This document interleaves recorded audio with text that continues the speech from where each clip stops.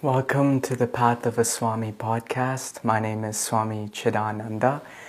And in this episode, I wanted to speak a little bit about having a spiritual awakening and what that entails. And do we try and force a spiritual awakening?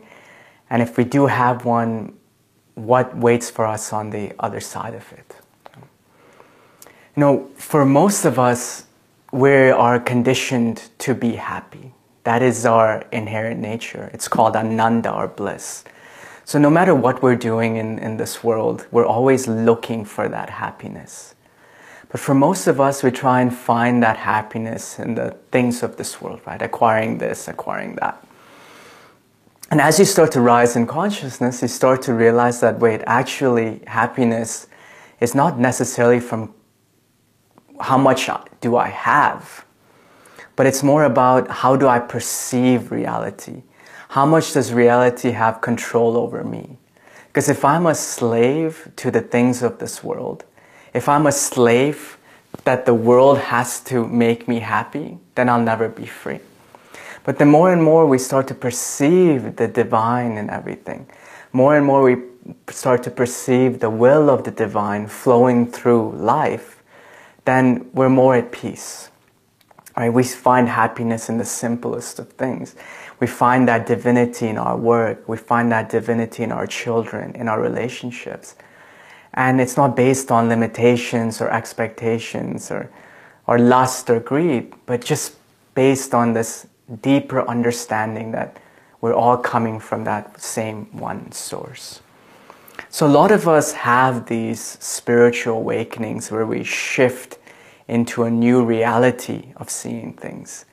And sometimes this can happen through the grace of a spiritual teacher. It can happen through reading a book. It can happen through a spiritual practice.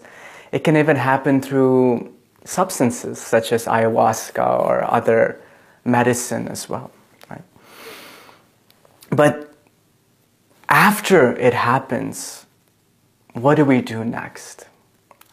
How do we live our life from that moment onward?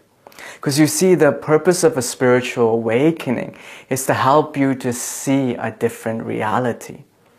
It does not mean that you are enlightened. It does not mean that you are constantly in that state. It's like a light bulb that has flickered. The light has come on. You see things as how they are, but that light also goes off and comes back on and goes off. And this happens again and again and again.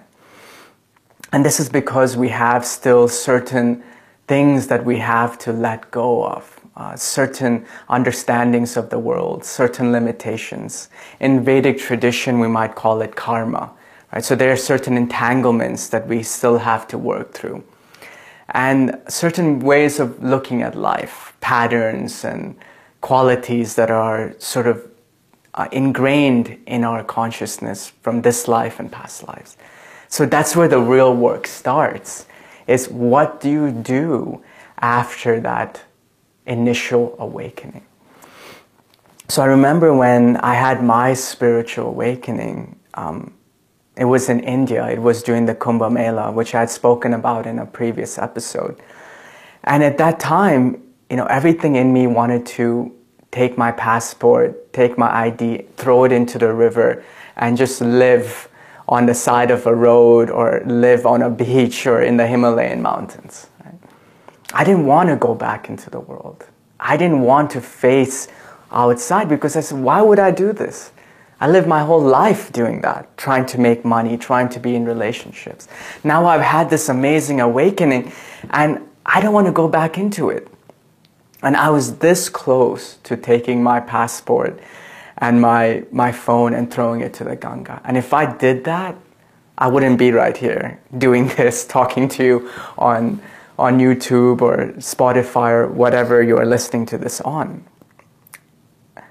And I'm so grateful that it didn't happen. I'm so grateful that I did not do that.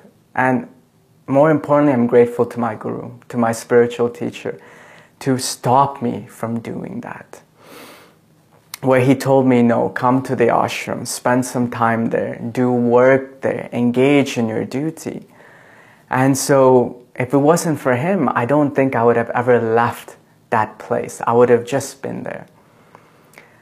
And so I listened to him. I went back to the ashram and I started to work every day. Every day in the morning, I would wake up at 5 in the morning. And the whole day, every day, I would do my job, my seva, my dharma, my duty. And during this time, I didn't feel anything. I didn't feel this huge amount of love that I felt on the banks of the Ganga River. I didn't see a new reality. I didn't see miracles. I didn't feel any of those things that I felt. And I often wonder to myself, why is that the case? And the thing is, you see, all of our limitations that is stopping us from seeing and realizing who we are, you can look at it like a cup of tea. So when the tea has been sat for some time, all of the herbs go to the bottom and settle. But those herbs are still present, but we might not see it at the top of the teacup. And in the same way, there's a moment, there's a reflection where we see something, but there's still all of this dirt, all of these limitations that are still in there. And that's where the work starts. The realization is to give us faith that there is something greater that we are working towards.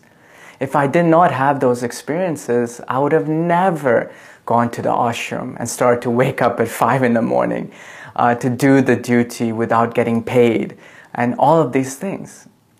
But though that experience, that awakening, instilled a faith in me that there is something more that I should strive for. But that this requires effort, this requires work. And I think a mistake that a lot of people make, especially when they do ayahuasca or different medicinal elements, a new reality is accessed, right? But there isn't anybody there. There isn't a guide. There isn't somebody telling them. So this is what is possible. This is what can exist. But when you go back to your job, when you go back after this retreat, you have to do the work. You have to engage in a practice that would help you to ground yourself and deepen your experiences through the dharma or duty that you have in the world. And because now we all want quick things, right? We want to experience enlightenment quickly. We want to realize this joy quickly. But that's not always the case. And I was just talking to somebody and they were telling me how they had gone to one of these ceremonies and then afterwards they came back and they had the most amazing experience at the ceremony, a life-changing experience. But when they came back into reality, it was hard for them to be with their husband. It was hard for them to be with their children. And they started to, and they couldn't integrate. And this is what we see with a lot of these types of drugs and medicines and experiences, is that when we've had that really deep experience, we're searching for that once again in the world. Right? But that search, it's not as easy as just I take something and boom, I'm there. Now I have to search for it in my kids. I have to search for it in my husband or wife that I've been married for 10 years with. Right? I have to search for it in my 9-to-5 job. And nobody wants to do that. And that's why a lot of times people cannot, when they've had these experiences, they can't live in the world. They can't ever go back because it's too painful. It's too difficult. And sometimes maybe it is your dharma or duty to not go back. But for most of us, we have to re-engage. This is what Krishna says in the Bhagavad Gita. He doesn't tell Arjuna, look, I'm going to give you something and now you can escape the war. No, he gives him the teachings but then forces him to re-engage on the battlefield. And that's the sign of a true spiritual practice or a true teacher, is that they give you practices that you have a positive experience with, and then they help you to re-engage back into the reality and then incorporate these practices into it. And this re-engagement, right, this is not always so easy. I know when I teach Kriya Yoga, a lot of times people really have a beautiful experience, and then after 1 month or 2 months, they kind of let go of it. Or they might not do it as regularly. And that's very, very understandable. Krishna says in the Bhagavad Gita, the spiritual practice is like poison in the beginning, but ends in nectar. But material gratification is like nectar in the beginning, but ends in poison. So a lot of times, after that reintegration back to reality, there is an effort that is required to start doing the practices again.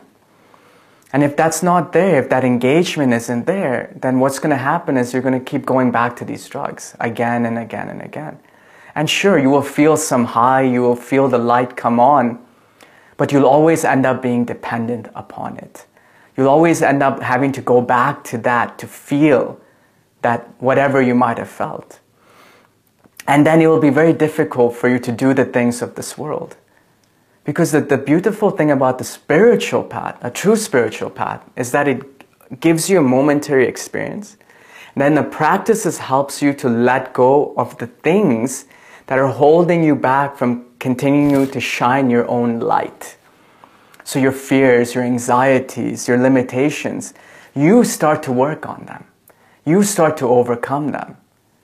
But when you take something external, the drug or the medicine helps you to overcome it, so you perceive the light, but once the drug wears off, all of those things that were pushed out of your consciousness, they come flooding back.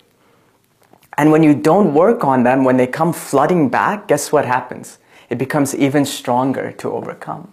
That's why so many people, after these experiences, they go through moments of like sadness or depression. Because all of those emotions, they come flooding back even stronger. So I would suggest you, if you have a spiritual awakening, look at it as grace. Take it. Embrace it. But if you have that awakening through some type of substance, also understand that don't become dependent on that. Go back into reality, engage with reality, and do your daily spiritual practices, even if they might seem tedious, even if they might seem difficult. And through that, you will start to once again access that feeling that you had. But this time it will come from inside of you, and you will not be dependent on anything. And then you will truly be free.